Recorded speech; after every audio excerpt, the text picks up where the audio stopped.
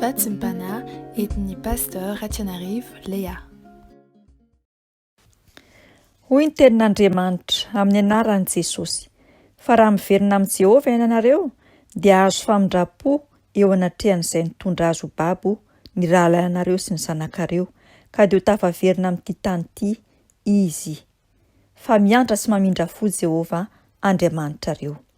Amen. Vavakintsika tompoko. Endreny alehibe ny fitiavanao ry Andriamanitra ray zanaka ary fanahy masina, mbola nanomezanao anay izao tombonandro izao.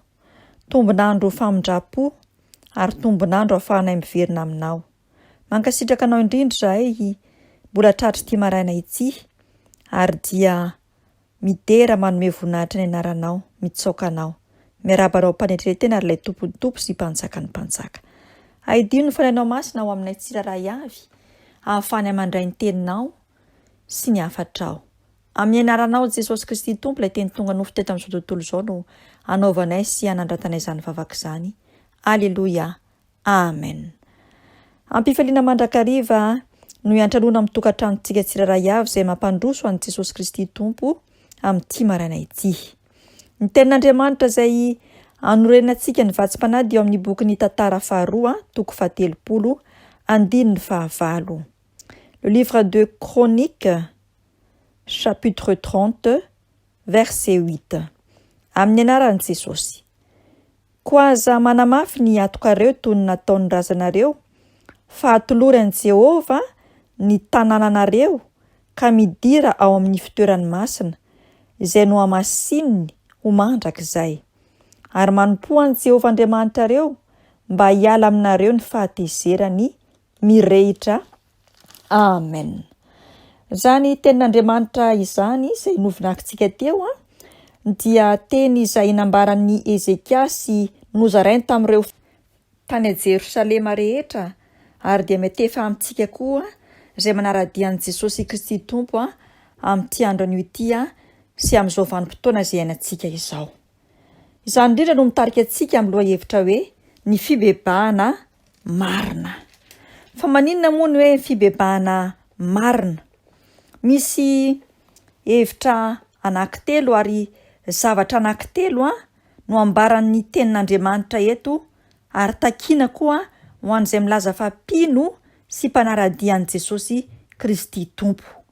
Izany mpanara-dian'i Jesosy Kristy tompo izany dia olona mitondra ny tapaka-anaran'ny Kristy amin'ny maha-kristianina anao sy ahy.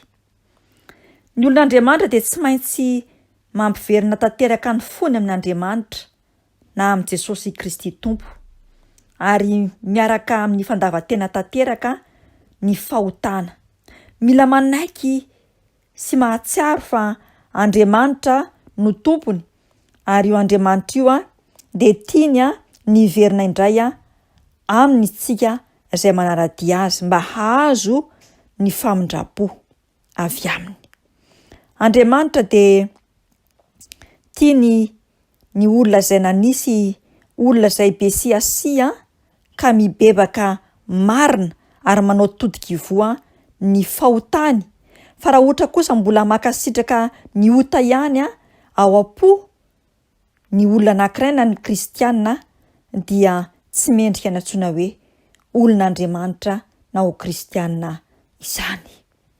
Ny kristianina dia tsy maintsy koa miverina amin'ny fitiavana tanteraka, ary izany fitiavana tanteraka izany dia mitaky fanapahan-kevitra marina fa hakatoa ny didin'Andriamanitra, hanaja ny fanekena izay ny fanaovana taminy, ary mila misaraka sy manda ny fanaon'izao tontolo izao. Izany nefa dia mitaky ny tsiraray avy mba hanana fo madio, fa ny olona manana fo madio araka ny tenin'Andriamanitra dia izay ihany no afaka ny hakatoa ny teniny, ary koa izay teniny hakatoavin'izay no mahatonga ny fandravana ny herin-dratsy rehetra ao anatin'ny izay milaza fa kristianina.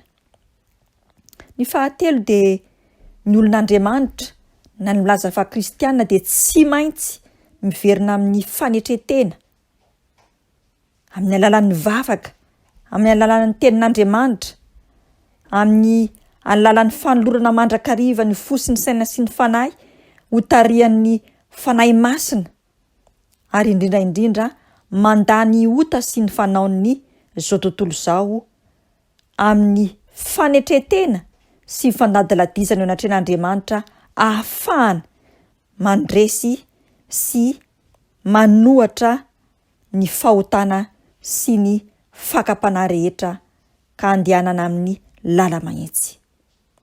Ny farany dia rehefa miverina amin'ny Jesosy Kristy tompontsika, miverina amin'Andriamanitra isika amin'ny fitalahoana sy ny fivavahana, dia mandray ny famindrapo avy aminy, ary izay famindrapo avy amin'ny Jesosy Kristy izay no manome antsika ny hery ny fanahy masina ka tonga antsika anana fifaliana sy fiadanam-po.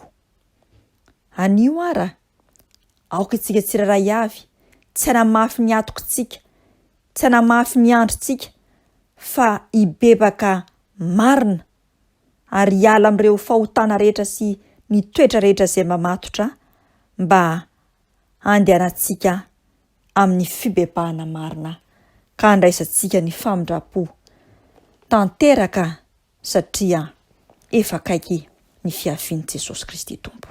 Ho azy ny voninahitra, isika kosa dia hibebaka marina tokoa ka tsy hamitaka ny tenantsika. Vavaka isika tompoko. Endre ny alehibe ny fitiavanao ry Jesosy Kristy tomponay fa mbola miala nenina aminay mandrakariva ianao. Ary matoa tonga aminay izany teninao izany amin'ny alalan'izao vatsim-panahy izao dia fantatrao fa mbola betsaka ireo fahotana, betsaka ireo adalàna izay no tanterahanay, izay milaza fa kristianina kanefa toa kristianina nampiano sadasada satria mbola manao ny fanaon'izao tontolo izao. Androany ianao dia tianao izay ny bebaka marina ka amitra-pihavanana aminao.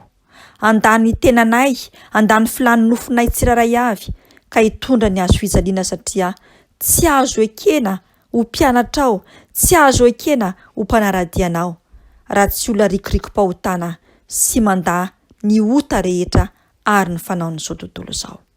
Efa akaiky tokoa ny Jesosy ny fiavianao, ary dia aoka izay tsiraray avy hibebaka marina, hitalao, handadilady eo anatrehanao mba handraisanay ny famindrapo sy ny famelan-keloka avy aminao, Andriamanitra Ray Zanaka ary fanahy masina. Dia aoka Jesosy izany fanahinao masina izany no anoritoro ny andrinay sy ny atokay ahatanteraka ny fibebahana marina ho an'ny tsiraray avy izay mandray sy mandrea zao afatrao izao.